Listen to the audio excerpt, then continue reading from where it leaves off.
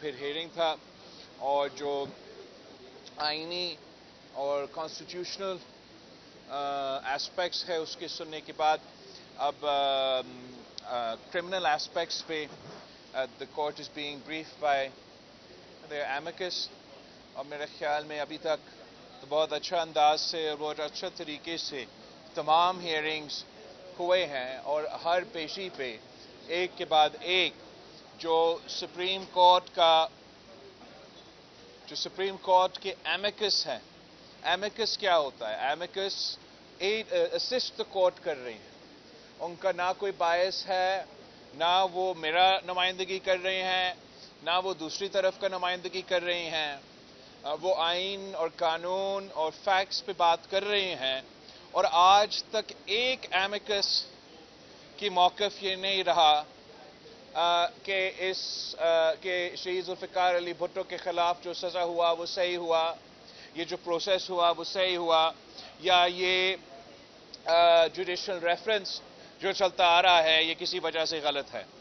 اس کے ایکچولی جو ہوا ہے کہ جو every single lawyer that is so far presented before the court have produced a mountain of evidence. A mountain of evidence کہ there's been a miscarriage of justice. A mountain of evidence کہ bias تھا. A mountain of evidence کہ یہ شہید ذوالفقار علی بھٹو کا trial نہیں تھا. This is the judicial murder of شہید ذوالفقار علی بھٹو.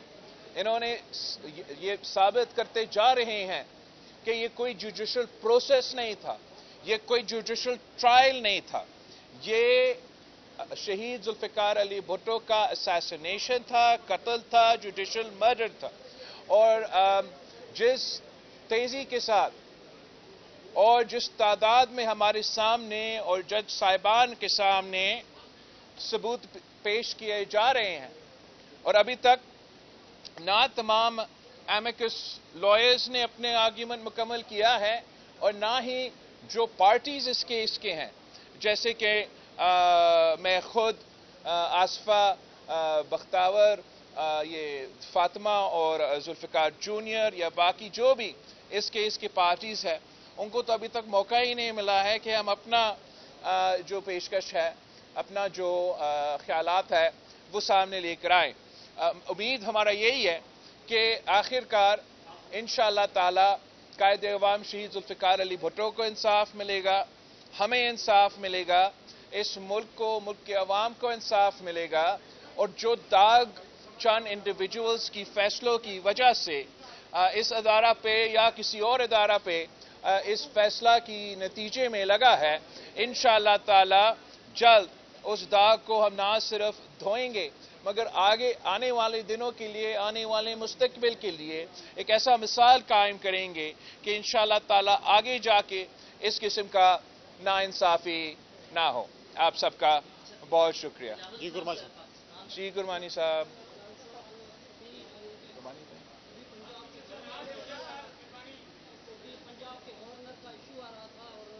ایشو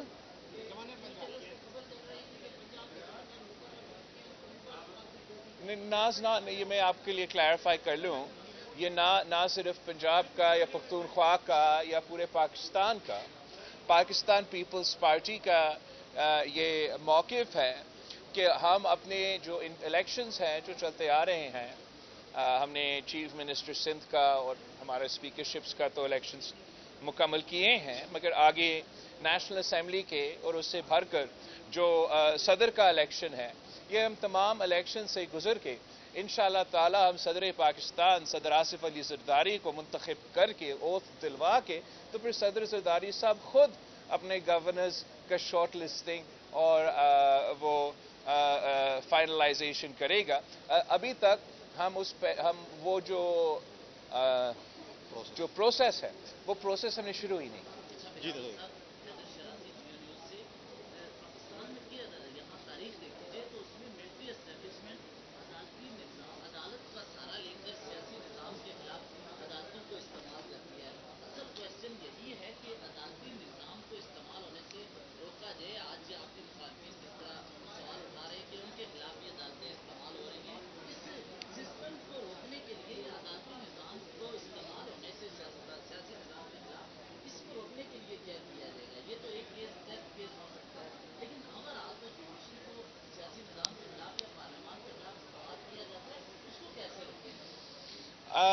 کا سوال تو تاریخی لحاظ سے بڑی درست ہے. ہمارا تاریخ کچھ یہی دکھاتا ہے اور سب سے زیادہ شکار کوئی اور نہیں تو پاکستان پیپلز پارٹی ہی ہوا ہے. اور اس کو درست کرنے کے لیے آپ کہہ سکتے ہو کہ جو پہلا سٹیپ ہے، جو پہلا قدم ہے، وہ یہ شہید ذوالفقار علی بھٹو کا عدالتی ریفرنس کا فیصلہ ایسا آئے جس سے نہ صرف ہمیں تاریخ کو درست کر کے دے، نہ صرف اس ادارے کو مگر دوسرے ادارے جس پہ اس فیصلے کی وجہ سے کوئی داغ لگا ہوا ہو، اس داغ کو بھی ہم ختم کرنا چاہتے ہیں، مگر ایسے ایک اسٹرانگ فیصلہ دیا جائے جس سے ہم ہمیشہ کے لیے یہ جو تاریخی حقیقت ہے اس پہ ایک فل سٹاپ ہم لگا سکیں. اس کے ساتھ ساتھ میں نے تو اپنا الیکشن کیمپین میں یہ موقف اب بار بار اٹھایا اور آپ کے لیے ایک بار پھر میں آج دہراتا ہوں کہ پاکستان پیپلز پارٹی کا تو یہ مسلسل کنسسٹنٹ اب 3 نسلوں سے موقف ہے کہ ہم تمام پاکستان کے ادارے ہم چاہتے ہیں کہ وہ اپنے آئینی دائرے میں رہ کر کام کریں، اور یہ ہی پاکستان کی ترقی، پاکستان کی جمہوری معاشی ترقی، ہمارا وفاق کی مضبوطی کی ایک بہت اہم ایک سٹیپ ہے. مگر ہم یہ کیسے کریں؟ اگر ہم نے یہ کرنا ہے، اگر آپ چاہتے ہو کہ دوسرے ادارے، چاہے وہ ہمارا جوڈیشری ہو، ہمارا اسٹیبلشمنٹ ہو یا جو بھی ہو، کہ وہ اپنے دائرے میں رہ کے کام کرے، تو سب سے پہلے اس ملک کے سیاستدان کو یہ فیصلہ کرنا پڑے گا کہ ہم اپنا سیاست کے دائرے میں رہ کے کریں. اگر ہم سیاست کے دائرے سے باہر جا کے اپنے سیاست کریں گے، کبھی کوئی مئی 9 کی شکل میں کسی ایک ادارہ پہ حملہ کریں گے، کبھی کسی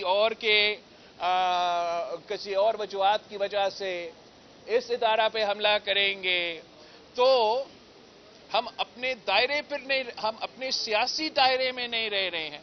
اور پھر ہم نہ جوڈیشری سے یہ امید رکھے، نہ میرے میڈیا کے دوست سے یہ امید رکھے، نہ کسی اور ادارہ سے یہ امید رکھے کہ وہ اپنے دائرے میں رہ کے کام کریں گے. دوسرا ہم نے کیا کرنا ہے؟ ایک تو اپنا دائرے میں رہنا ہے، تو دوسرا ہمیں یہ کرنا ہے کہ سیاستدانوں کو یہ فیصلہ کرنا پڑے گا، یہ طے کرنا پڑے گا کہ ہم ایک دوسرا کا عزت کرنے شروع کر دیں گے. جب تک سیاستدان ایک دوسرے کی عزت نہیں کریں گے، مطلب بیسک مینرز جو کہ آپ کو بچپن پہ سکھایا جاتا ہے، ہم وہاں سے شروع ہوتے ہوئے اس پوائنٹ پہ آ جائے کہ اس ملک کے سیاستدان اختلافات آپس کے رکھتے ہوئے ایک دوسرے کی عزت نہیں کریں گے، تب تک آپ یہ امید نہ رکھیں کہ کوئی اور ادارہ آپ کا عزت کریں گے. اگر ہم یہ بیسکس آپس میں طے کریں، آج طے کریں، کل طے کریں، تو میں آپ کو بتاؤں پاکستان کے بہت ایسے مسئلے ہیں جو خود بخود حل ہوں گے. مگر اگر ہم سیاستدان اپنی ذاتی انا کی وجہ سے، اپنے آپس کی لڑائیوں کی وجہ سے یہ بیسک کانسیپٹس پہ نہیں آئیں گے، تو میرے 3 نسلیں آگے بھی ایسی جو تماشا چلتا آ رہا ہے ویسے ہی چلتا رہے گا. اچھا جی میں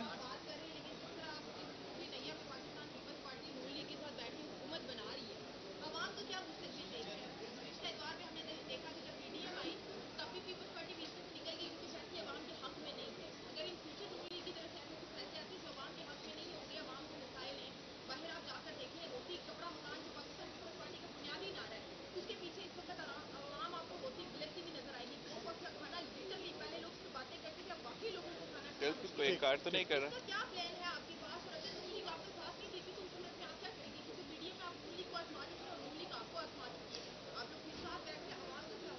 دیکھو، پاکستان پیپلز پارٹی تو اگر صرف اپنے بارے میں سوچتے تو ہم پتہ نہیں کیا کیا کر دیتے. حالات کیا ہیں؟ ایک تو میں حکومت بنانے کا پوزیشن میں نہیں ہوں، نہ میرا رسپانسبلٹی ہے، میرا نمبرز ایسے نہیں ہیں، تو میں یہ کہہ سکتا تھا کہ میں پورا پروسیس سے میں تو لا تعلقی کا اظہار کرتا ہے، میں اپنے ممبرز کو لے کے نیشنل اسمبلی میں ہم اوتھ کریں گے اور ادھر بیٹھیں گے. کیا وہ اس عمل کا اگر میں یہ فیصلہ کر دیتا تو پھر کیا جو آپ نے ایشوز اٹھائیں معاشی بحران کے، روٹی کپڑوں مکان کے، یہ خود بخود حل ہو جائیں گے؟ اگر میں کہتا کہ میں نے پہلے بھی مسلم لیگ کے ساتھ کام کیا ہے اور اب تو یہ فول می ونس فول می ٹوائس فول می تھرائس کا سلسلہ تو چلتا آ رہا ہے، تو اب بس نہیں، میں نہیں کرتا، تو اس سے پاکستان کے عوام کہ جو بنیادی مسئلہ ہے جس کا آپ نے ذکر کیا، روٹی کپڑا مکان کا، معاشی بحران کا، نہ وہ ایڈریس ہو جاتا، اور جس کیوس اور انسٹیبلٹی آپ کے سامنے نظر آ رہا تھا یہ فیصلہ کرنے سے پہلے کہ ہم ان کو ووٹ دیں گے، اس کی نتیجے میں نہ صرف ہمارا معیشت کو نقصان، ہمارا پولیٹیکل سٹیبلٹی کو نقصان، ہمارا جمہوری نظام کو نقصان، مگر ہمارا وفاق کو نقصان ہوتا جا رہا. تو پاکستان پیپلز پارٹی نے فیصلہ کیا کیا؟ ہم نے فیصلہ یہ کیا کہ جو ہمارے پاس ووٹ مانگنے آئے ہیں ان کو چلے ہم جا کے ووٹ دیتے ہیں. جو دوسرا سیاسی جماعت ہے سنی اتحاد کونسل، انہوں نے میرا ووٹ مانگا ہی نہیں. اب وہ کیسے اعتراض کر رہے ہیں کہ کسی اور کا حکومت بن رہا ہے؟ خود کوشش نہیں کریں گے تو ان کا حکومت تو نہیں بنتا. ان کا اتنا اعتراض ہی نہیں ہے جتنا وہ سیٹس کلیم کرتے ہیں. تو اکیلا ہر صورت میں فیبری 8 والے، فیبری 9 والے جو بھی ہو، کسی بھی سچویشن میں وہ اکیلا حکومت بنانے کے پوزیشن میں نہیں تھے. انہوں نے خود یہ فیصلہ کیا کہ ہم سے بات نہیں کریں گے. تو پھر ہمارے پاس یہی آپشن ہے کہ جو بات کر رہے ہیں ان کو ہم موقع دیں کہ وہ پوری طریقے سے اپنا پالیسی پہ عمل درآمد کر کے نہ صرف ہمارا معاشی ایشوز کو مگر دوسرے ایشوز کا کوئی حل نکالے. اور پاکستان پیپلز پارٹی پارلیمانی نظام کو استعمال کرتے ہوئے جو ہمارا انپٹ ہے وہ ہم دیتے رہیں گے. ویسے ہم سنی اتحاد کونسل کے بہت شکر گزار ہیں کہ انہوں نے تو مریم نواز صاحبہ کو بھی ان اپوز چیف منسٹر الیکٹ کروا دیے ہیں.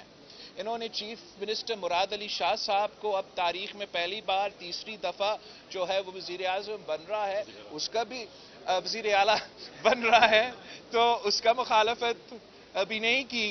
اور اس لیے کہ میرے ووٹ بھی نہیں مانگے، مجھے کنونس کرنے کی کوشش بھی نہیں کی کہ میں شہباز شریف کو ووٹ نہ ڈالوں، تو میں سمجھتا ہوں ہمیں تو سنی اتحاد کونسل اور پی ٹی آئی کا شکریہ کرنا چاہیے کہ شہباز شریف صاحب بھی تقریباً ان اپوزڈ ہی ان کا پھر یونانیمس وزیر اعظم بنتا جا رہا ہے.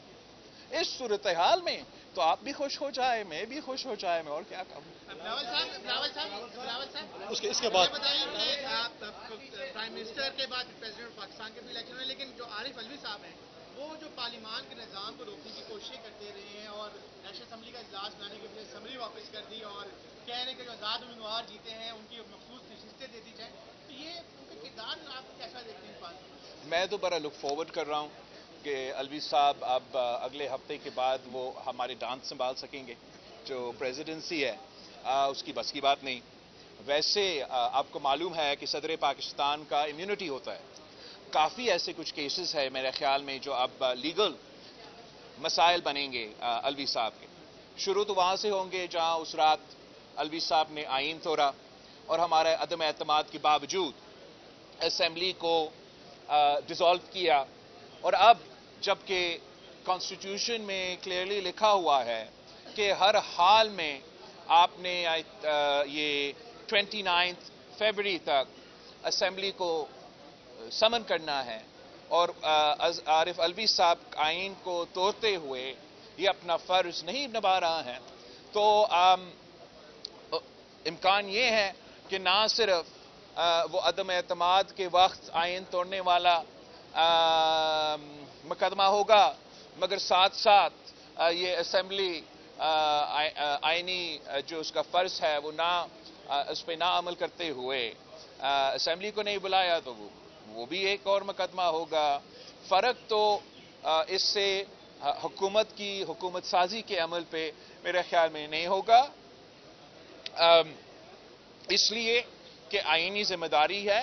اگر وہ آئینی ذمہ داری صدر عارف علوی پورا نہیں کرتا तो उम्मीद है कि स्पीकर राजा परवेज अशरफ साहब वही आईनी जिम्मेदारी पूरा कर देगा। सदीकी साहब पहले उसके बाद आप। जी सदीकी साहब। एक मिनट।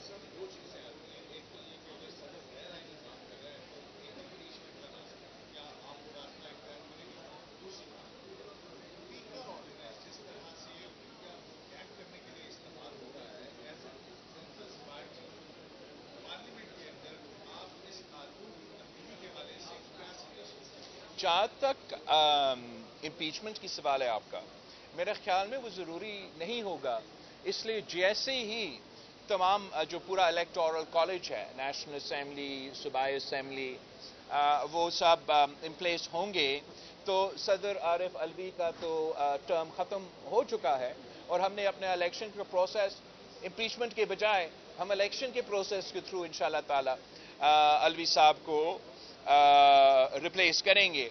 जहाँ तक पीका की आपकी जिक्र है, इस पे ज़रूर जहाँ तक फ्रीडम ऑफ द प्रेस की बात है या मॉडर्न टेक्नोलॉजी, अब ये डिजिटल मीडिया आ चुका है, तो इन तमाम इश्यूज़ को जब भी अगर कानून साजी का कोई अमल होता है तो उसमें पाकिस्तान पीपल्स पार्टी के साथ साथ जो भी नेशनल असेंबली में सियासी जमातें हैं वो अपने मौक़िफ़ देंगे। हमारा मौक़िफ़ ये है कि पाकिस्तान में जितना भी ज़्यादा हम जमहूरियत लेकर आएंगे, जितना ही ज़्यादा हमारा फ्रीडम ऑफ द प्रेस होगा, फ्रीडम ऑफ द जुडिशरी होगा, जितना ज़्यादा फ्रीडम्स होंगे उतना हम बेहतरी लेकर आ सकेंगे। सोनिया एक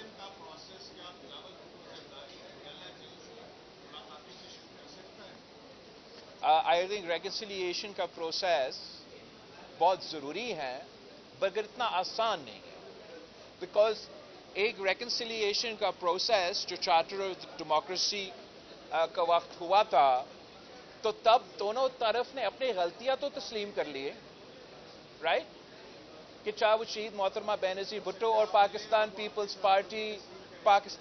पार्टी का अपना और ज़्यादातर जो हमारा मुस्लिम लीग के साथ उन्होंने भी अपना जो गलतियां हैं, हमने वो तमाम गलतियां को तस्लीम करके अपनी गलतियां से सीख के एक आगे का राह अमल तय किया।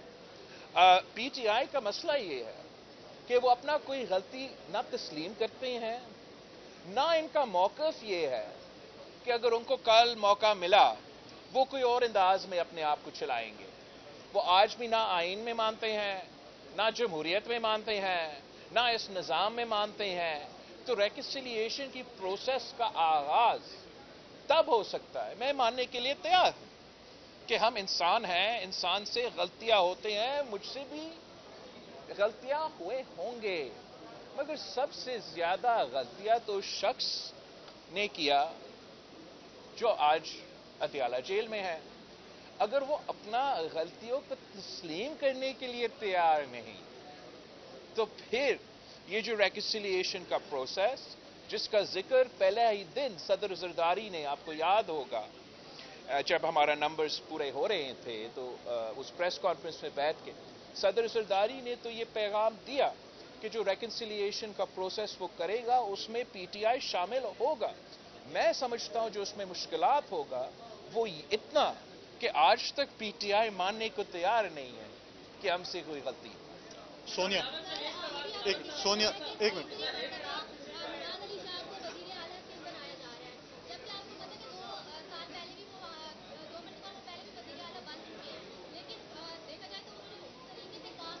कौन कह रहा है? कच्चा का डाकू भी एक तो आपके एक तो डिलीवर किया इसलिए मैं बना रहा हूं। तीसरा आप कहां से हो? कहां से हो? नहीं, पाकिस्तान में। कौन से शहर से? चकवाल से। तो शायद चकवाल का माशाल्लाह जो अवाम है वो सिंध में जो चीफ मिनिस्टर मुराद अली शाह साहब ने कामयाबियां हासिल की है शायद आपके इल्म में ना हो, मगर सिंध के अवाम ने वही कारकर्दगी दे के हमें ये तारीखी मैंडेट दिया है।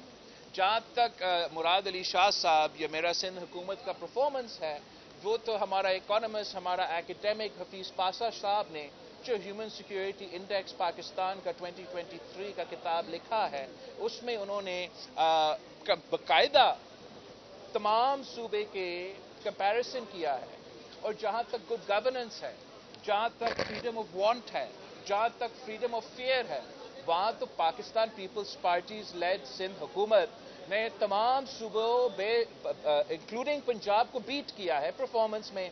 तो सबसे पहले ज़रूरी ये है कि हम तबसरा जब करते हैं और कहते हैं कि परफॉर्मेंस नहीं है, तो कैसे चकवाल में मैं मानता हूं मुराद अली शाह साहब ने 1% का काम नहीं किया, लेकिन जहां तक सूबा सिंध है परफॉर्मेंस बाकी सूबों के मुकाबले में ना सिर्फ बेहतरीन था, मगर जो अब आने वाले मेरे मसले हैं इनका हल करने के लिए, ख़ास तौर पे जो सैलाब मुतासरीन के लिए हमने घर बना के मुकम्मल करके देना है। हमारा 50% तो सिंध के तालीमी इदारे हैं, वो एक सैलाब में 50% हमारे इदारे को नुकसान उठाए हैं। उन तालीमी इदारों को हमने खड़ा करना है। जिस तरीके से हमने वो मुफ्त इलाज के हॉस्पिटल्स खैरपुर से लेके कराची तक कायम किए, जो कि चकवाल में नहीं है, वो मैंने अब हर डिस्ट्रिक्ट में लेकर आना है। तो ये तमाम काम पूरा करने के लिए मुझे मुराद अली शाह साहब की ज़रूरत था, तो इसलिए मैंने ना सिर्फ नामजद किया मगर वज़ीर आला बनाया, और अब मैं जा रहा उनका ओथ में। Last question. आपने अपने इंतखाबी मुहिम में बिशारत राजा नाम है, मैं भी उनके साथ होता हूँ, वो बिशारत राजा नहीं, आपने अपने इंतखाबी मुहिम में ये बड़ी शद्दोबद से आवाज़ उठाई कि हम इंतजार में आएंगे तो सियासी कैदी कोई नहीं रहेगा। हाँ, अब इलाज जा रहे हैं, आप एक इदाद के साथ जा रहे हैं, तो क्या आप ये आवाज़ शहबाज शरीफ के सामने भी उठाएंगे? इस वक्त सैकड़ों कैदी, सियासी कैदी जो है वो जेलों में बंद हैं। मैंने ज़रूर कहा कि मैं अगर वज़ीर आज़म बनता हूं तो मैं ऐसे ट्रूथ एंड रिकन्सिलिएशन कमीशन कायम करूंगा जो कि निशानदही करेगा, और अगर कोई सियासी कैदी निकला तो ज़रूर सियासी कैदियों को भी रिहा करेंगे। मगर अफसोस के साथ पाकिस्तान के अवाम ने मुझे वो मैंडेट नहीं दिया कि मैं वज़ीर आज़म बनूं, तो मैं तजवीज़ तो ज़रूर दूंगा, वादा नहीं कर सकता आपसे। आप सबका बहुत शुक्रिया। Thank you Sonia. पिन निकाले।